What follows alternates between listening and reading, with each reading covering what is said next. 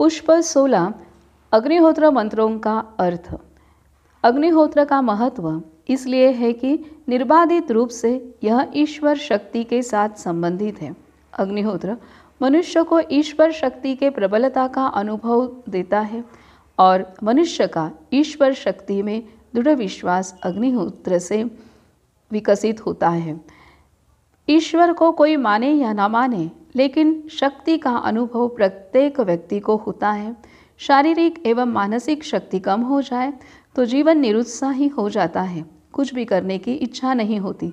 यह अनुभव प्रत्येक व्यक्ति का है।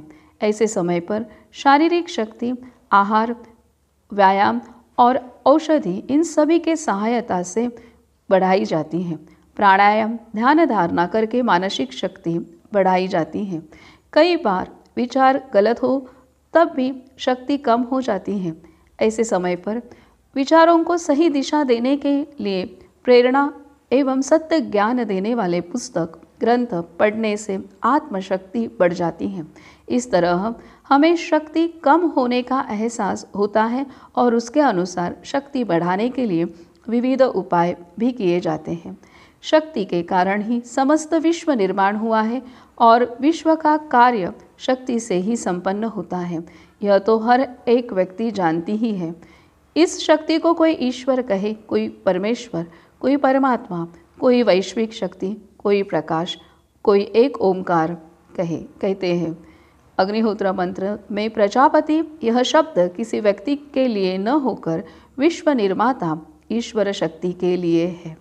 ईश्वर शक्ति एक प्रकाश है, स्वयं प्रकाश है, प्रकाशमय है, प्रकाश रूप है, कुछ भी कहा जाए। जो शक्ति सूर्य को इतना प्रकाश दे सकती है, वह खुद कितनी प्रकाशक होगी, इसका अंदाज़ा किया जा सकता है। सूर्य से भी अधिक प्रकाशमान तो है, इतना निश्चय तो कर सकते हैं, लेकिन उसे केवल तप मार्ग से देखा जा सकता है, अनुभव किया जा सकता है। वह भी तप में पूर्ण प्रगति होने के बाद इसका अनुभव कर सकते हैं। इस विश्व में उस शक्ति प्रकाश का हमारी आँखों को दिखने वाला सबसे बड़ा नमूना सूर्य है, जो स्वयं प्रकाश है, अटल है और तेज युक्त है। लेकिन मानव ईश्वर के परिघ से बाहर है, क्योंकि वह ईश्वर का अनुभव ले सके उतनी प्रगति मानव ने नहीं की है। मानव ही ईश्वर का अनुभव ले सकता है। इतनी क्षमता सर्व प्राणी मात्र में केवल मानव प्राणी को ही प्राप्त है। ईश्वर का अनुभव लेकर वह सत्य दैवी गुण संपन्न मानव हो सकता है।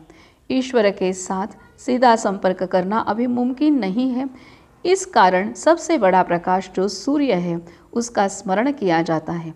इसलिए प्रातः काल में अग्निहोत्र समय पर प्रथम आहुति सूर्य को, अर्थात परमात्मा शक्ति प्रकाश जो आँखों से दिखाई देता है, उसे देकर दूसरी आहुति उस अदृश्य शक्ति को, अर्थात प्रजापति को समर्पित की जाती है। सूर्य का आभार मानकर उस सूर्य को निर्माण करने वाली ईश्वर शक्ति को शरण जाना, यह पहले मंत्र का अर्थ है। सूर्य प्रकाश जैसा ही साधारण लेकिन तेज युक्त प्रकाश जो मनुष्य को उपलब्ध है और जिसका उपयोग मनुष्य रोज करता है, वह है अग्नि।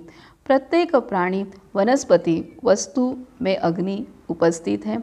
सजीव एवं निर्जीव प्रत्येक वस्तु में अग्नि है।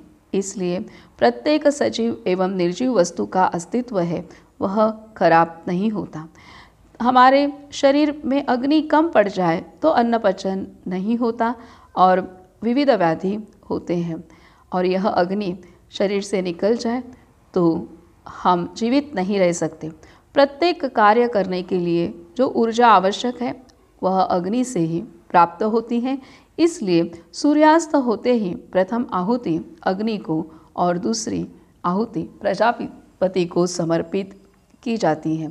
इस प्रकार सजीव एवं निर्जीव ऐसे प्रत्येक वस्तु के लिए जीवनावश्यक सूर्य और अग्नि, इनको आभार मानकर उन्हें निर्माण करने वाली ईश्वर शक्ति का आभार व्यक्त करना और ईश्वरीय शक्ति को शरण जाना, यह अग्निहोत्र मंत्र का अर्थ है। कृतज्ञता और समर्पण भाव, यह अग्निहोत्र मंत्र हमें सिखाते हैं। पुष्प आधार अग्निहोत्र नित्य करे पुस्तक, माधव आश्रम, भोपाल।